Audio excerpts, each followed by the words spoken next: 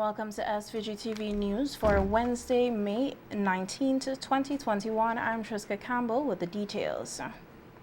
The Inland Revenue Department has won a 7-year-long battle against the court St. Vincent and the Grenadines Limited, in which the furniture and appliance store will have to cough up millions of dollars to the department. High Court Judge Nicola Bayer handed down her decision a few weeks ago, asking the courts of SVG Limited to pay up what the tax appeal amount, which is $13 million, and other fees. The tax assessments and liability are to be paid for the years 2007 to 2011. A controller of the Inland Revenue Department, Kelvin Pompey, says it is a historic victory for SVG, more so the Inland Revenue Department.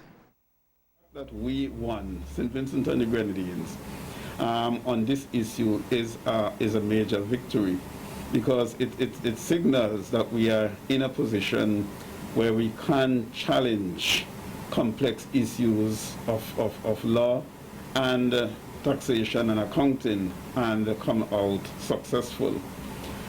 We have been over the years strengthening our capacity and our ability to deal with issues relating to multinational companies, because we have discovered that there are significant risks involved in MNCs their tax and accounting positions.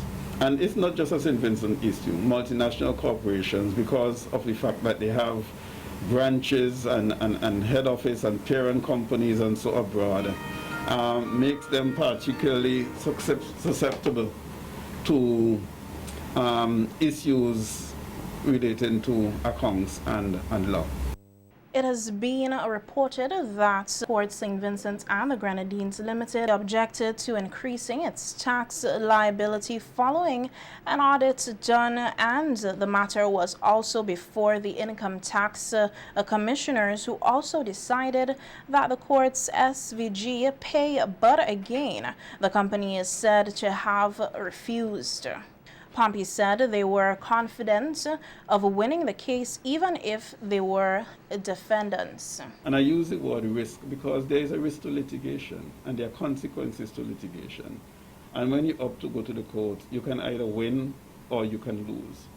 And we expect that the company, in this case, Courts Unicoma, given who they are, would have made the necessary provisions to ensure that if they lose, that they have the money to pay the tax department, because early on in this case they would have paid an amount of $3 million in 2015 towards this case. Had the department lost at the High Court, we would have had to refund them now that $3 million. And so in this case we are, of course, making a demand for the amounts. Currently the amounts accumulated is $16.6 million.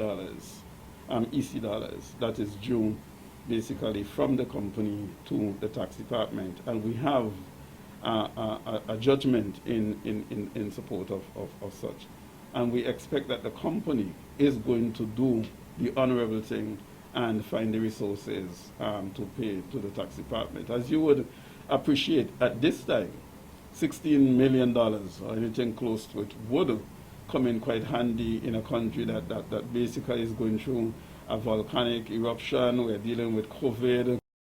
The controller said that it is never their intention to take matters to the court, as they would give the companies time and work out matters in-house. Pompey said they will continue to work with companies who find themselves in similar positions. To settle matters in-house. I think we recognize that from both the taxpayers and the tax department, that mitigation in terms of legal, going to courts and appeal commissioners is time consuming and it costs money, because you have to hire legal personnel and so forth.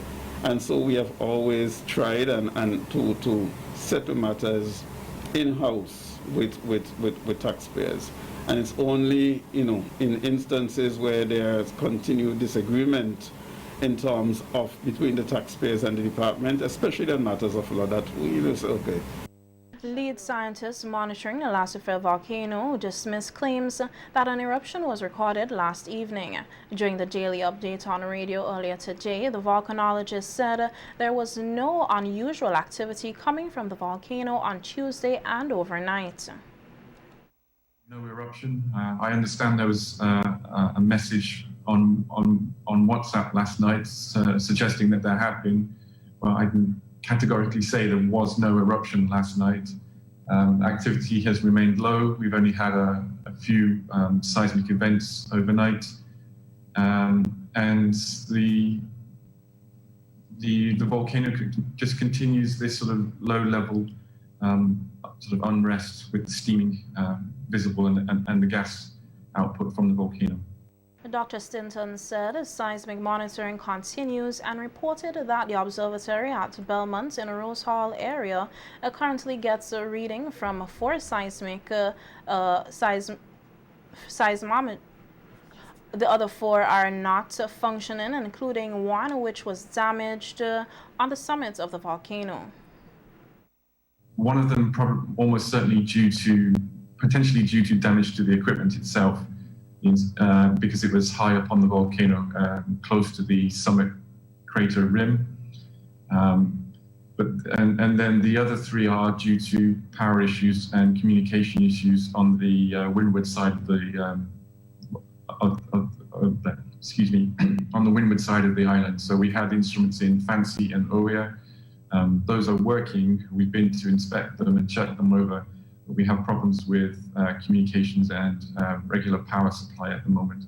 But those are being investigated and worked on, hopefully. The volcanologist said a technician has arrived from Trinidad and Tobago who will be reinstalling equipment for effective monitoring. In fact, a colleague of mine from Trinidad has arrived on island earlier this week, and his plan once he's out of quarantine is to begin to reinforce our monitoring network by installing more seismometers, also by installing tilt meters, which will measure effectively the swelling of the volcano. We'll look for swelling in the volcano to see if there's a buildup in pressure or not.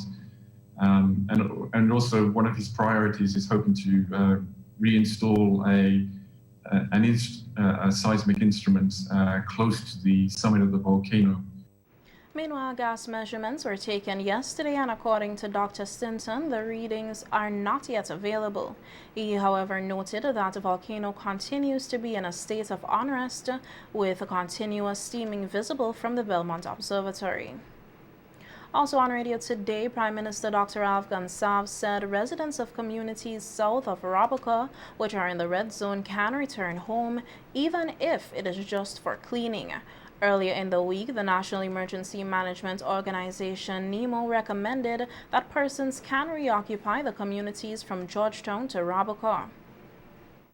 Return up to just that you can return to below Raboka, because in Georgetown, even though you still have the dust about, you have people can still move. There are some persons whose houses probably would have been compromised, but not so many south of Raboka.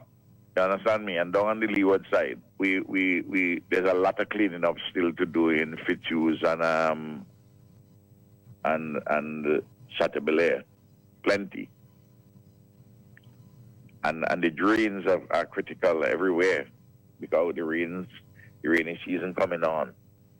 You know, any little drop of rain can block up the place if the drains are not cleared sufficiently now. Meanwhile, 2 weeks ago, the government gave the okay for residents in the communities in the orange zone to return home. On radio today, Prime Minister Gansav said they have found that a number of these residents are not yet willing to return home. So persons, but we have the persons who have been going back is just a trickle. It hasn't yet become a flood. A number of persons are saying straight they don't want to leave the shelter. It's amazing.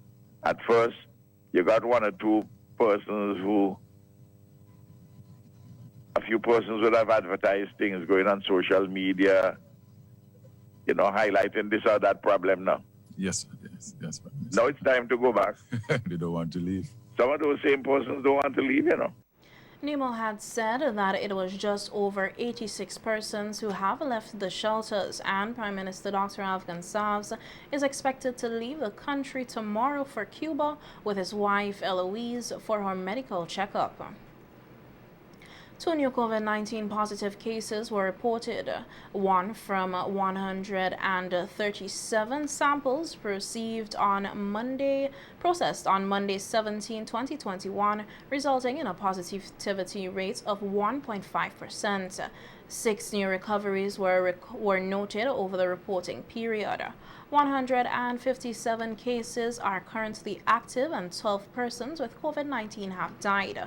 1,949 cases of COVID-19 and 1,780 recoveries have been recorded in St. Vincent and the Grenadines since March 2020.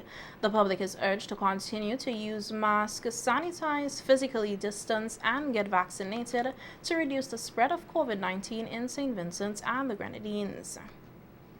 Dengue fever cases in SVG have reportedly reduced significantly when compared to the corresponding period in 2020. So says Chief Environmental Officer Neri James in an interview with SVGTV News today. James said there is still an outbreak, but not as extreme, noting that they are now getting an average of 5 cases per week when compared to 100 plus cases per week in 2020. We have what I will term as a reduced outbreak, meaning for this year we have seen so far approximately 50 cases, right? And for the year before, which is 2020, we would have seen more than 1,600. So yes, we are not at a stage where we have 0 or nil, but we have considerably less. James credits the decrease to the intensified program undertaken by the Ministry of Health, Wellness and the Environment to deal with the dengue, which he said included inspections and fogging exercises. Where we have staff out in the field and they are doing house-to-house inspection on a daily basis. So we have 100 and plus staff out there. Each homes they go and they have checked them and they have treat them, educate persons there. We also fog. We fog 3 and 4 times per week. So yes, that is as a result of our hard work. St. Vincent and the Grenadines, through its permanent representatives to the UN, Her Excellency Ambassador Rhonda King, made an appeal to the International Committee for Support of Africa as the continent grapples with insecurity amongst other complex difficulties. In a virtual presentation at the UN high-level meeting today, Ambassador King said as a member of the 3+1 and 6th Region of Africa groups, the day's debate was of great significance to St. Vincent and the Grenadines. She added that comprehensive development and reparatory solutions are urgently required across the continent of Africa to address the root cause of fragility and insecurity, indulging those grounded in the historical injustices against the African civilization across the globe. In the wake of the COVID-19 pandemic, Ambassador King added that Africa is faced with a multitude of social burdens, including heightened security risk, deepening public distrust and ethnic intercommunal and social divisions. These, she said, can only be tackled by homegrown solutions. It reaffirms our strong belief that lasting solutions can never be imposed. The surest pathway to peace and security in Africa is through homegrown solutions as articulated by the African Union, including the Agenda 2063. The Africa we want and the Silencing the Guns initiatives. These should be granted the full support and attention of the international community. On the topic of alleviating the various issues the continent of Africa faces, Ambassador King said utilizing the resources within the region is essential.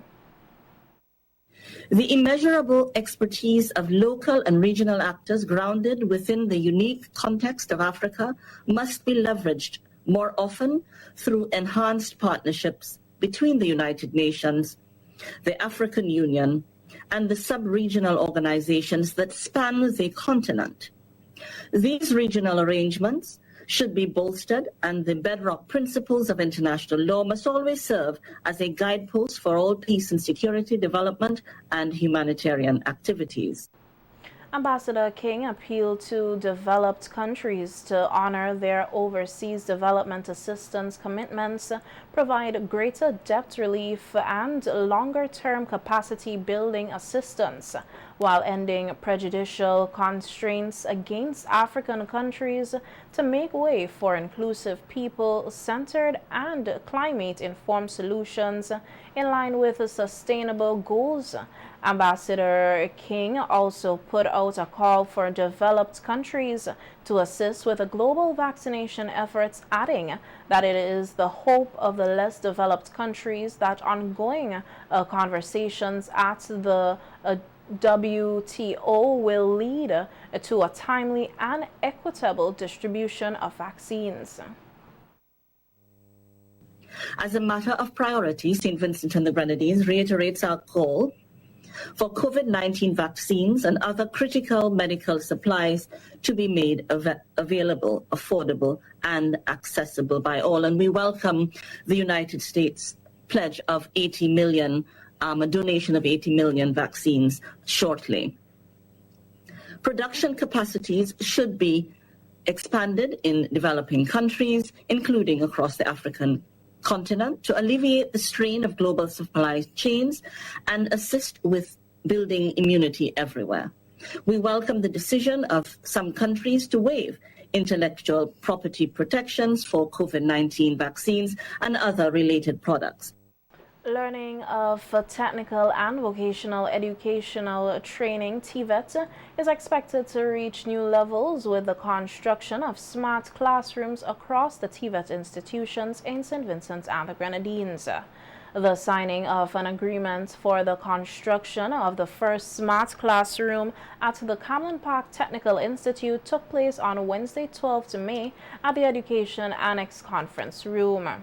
The signing took place between a contractor of the project, Cameron Balcom of Bali and Bali Investment Limited, project consultant Trevor Thompson of TAV Consultants Limited, and permanent secretary of the Ministry of Education and National Reconciliation, Marcel Burke, on behalf of the government of SVG. The groundbreaking ceremony, which signifies the start of the project, will take place on Monday, June 14th. The Smart Classroom project is expected to be completed by June 2022 at a cost of about $2.5 million. Form 5 and Grade 6 students returned to the classroom this week for face-to-face learning in preparation for their regional exams. A number of schools have been offering support, including psychological to students who have been displaced as a result of the eruption of the Lucifer volcano. One of these schools is the St. Martin's Secondary. Principal Yanis Gibson said 25 students of the school have been displaced, like the other institutions, they have provided their students with care packages and other forms of support. Gibson said the students are well taken care of, and there are other support which will be made available to them. Still have another package to offer them in addition to students who not displaced but who may have been struggling in a socioeconomic background and not ideal. And so we've this month been able to give out 40 care packages, all kinds of food, clothing, water and so forth to those students. We have our past students working hard to send additional stuff, so they will be taken care of for a few months well. And we're also even looking into the possibilities of getting medication. Quite a few people have been affected by the ash and who are asthmatic, so we are looking into that possibility as well, trying to help to reduce their burden, their cost for medication and so forth. So we have tried our best to take care of our boys.